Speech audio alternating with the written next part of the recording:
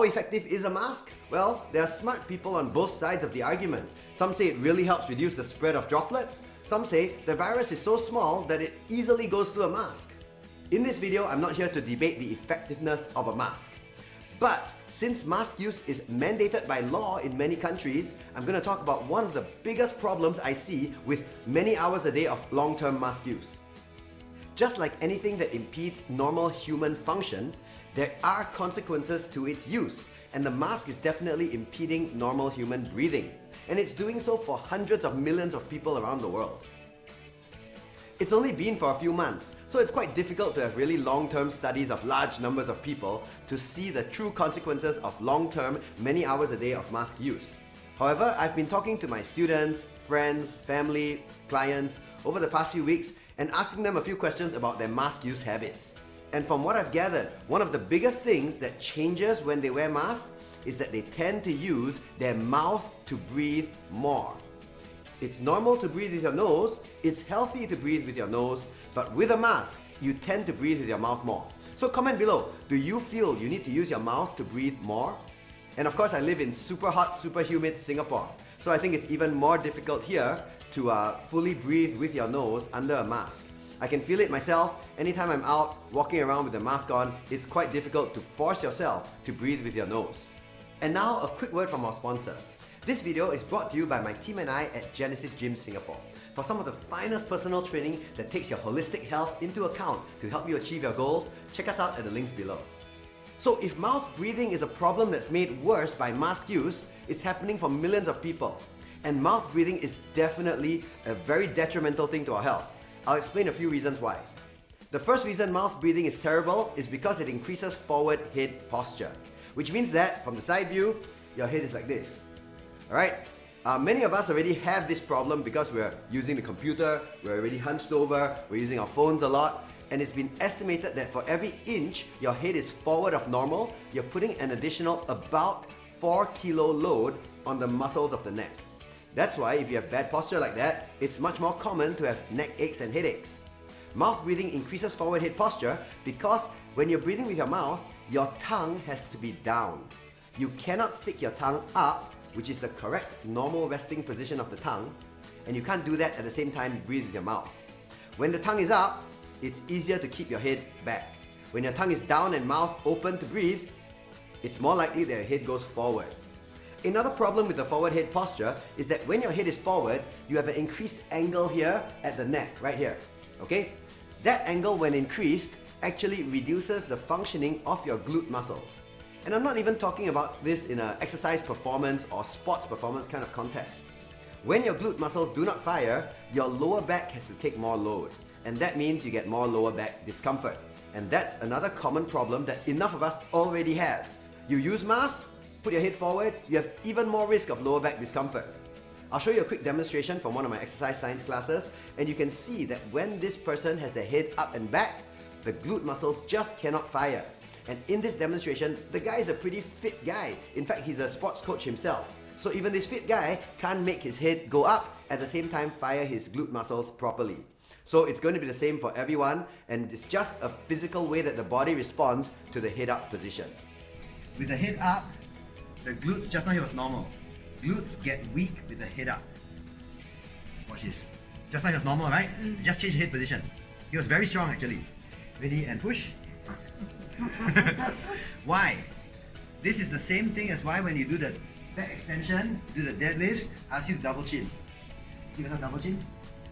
Become strong again. Ready and this. Strong. Okay, so with the double chin, glutes are strong. With the neck up, glutes are weak. So when you want to train glutes and reduce strain on the lower back for exercise, always head neutral. Once you do this, you shut off the glutes.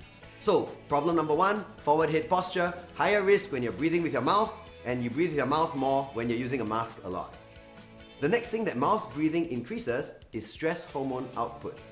When you breathe correctly with your nose, you tend to use your diaphragm more. The diaphragm is the correct breathing muscle. It's big and strong. It takes almost no effort to breathe properly when you're using your nose and your diaphragm. When you breathe with your mouth, you're going to use more of your chest and more of the small muscles around the neck and shoulder. This leads to more neck and shoulder strains. Also, when you're using your neck and shoulder, this is the stressful situation breathing. You think about it when someone is afraid or angry or highly stressed, they breathe with their mouth and their shoulders go up and down. But when a person is calm and relaxed, in any kind of relaxation breathing or meditative breathing, it's always diaphragm, it's always nose, it's always calm. The upper body hardly moves at all. Only the diaphragm is moving to help the lungs expand and take in air. This kind of breathing turns on what's called the vagus nerve, which is highly related to the relaxation part of our nervous system. So nose breathing, relaxation, lower stress.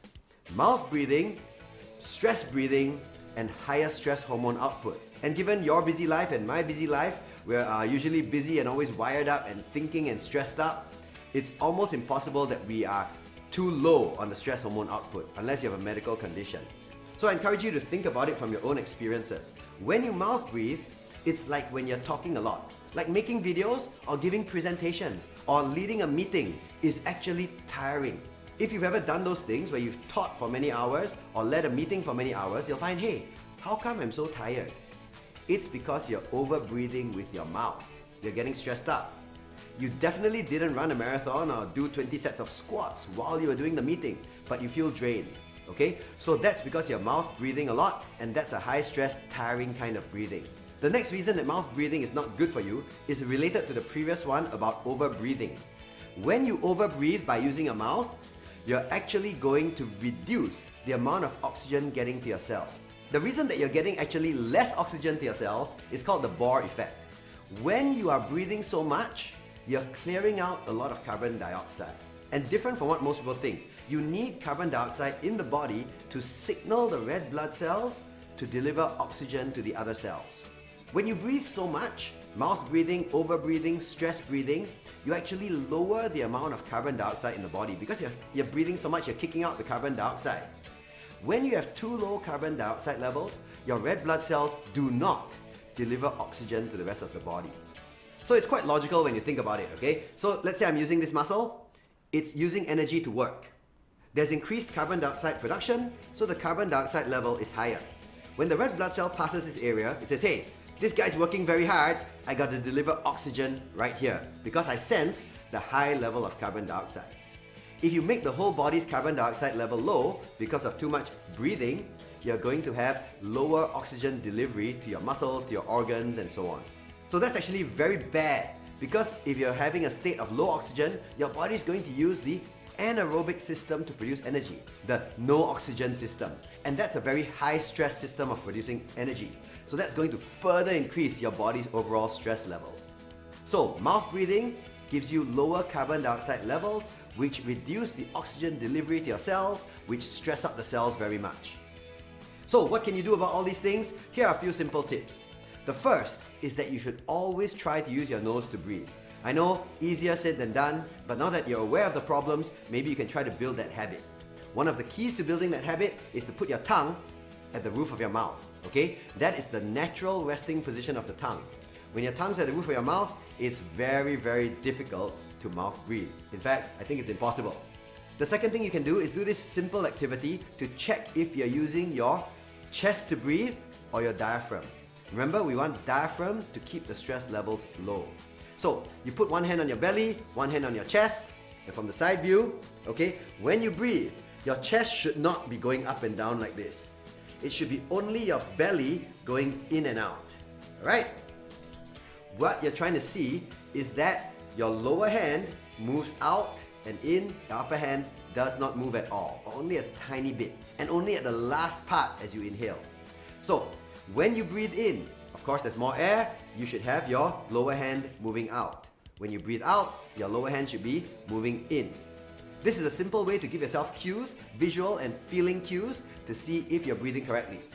The next thing you could do is minimize mask use. When it's not mandated by law, you can take off your mask, right? Don't wear it for nothing. If you're not in a high-risk population group or you're not visiting old people or you're by yourself, why are you wearing a mask? Take it off. It's not going to decrease the risk of anyone getting anything, and you're just hurting yourself. And finally, one exercise you can do to work on the forward head posture is very simple. You can give yourself a double chin. So first, I'm going to demonstrate the wrong way to do this, okay?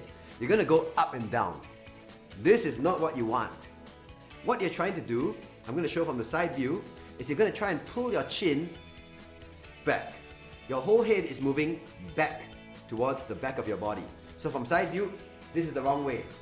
Up, down, up, this is wrong, okay? The correct way is to do this.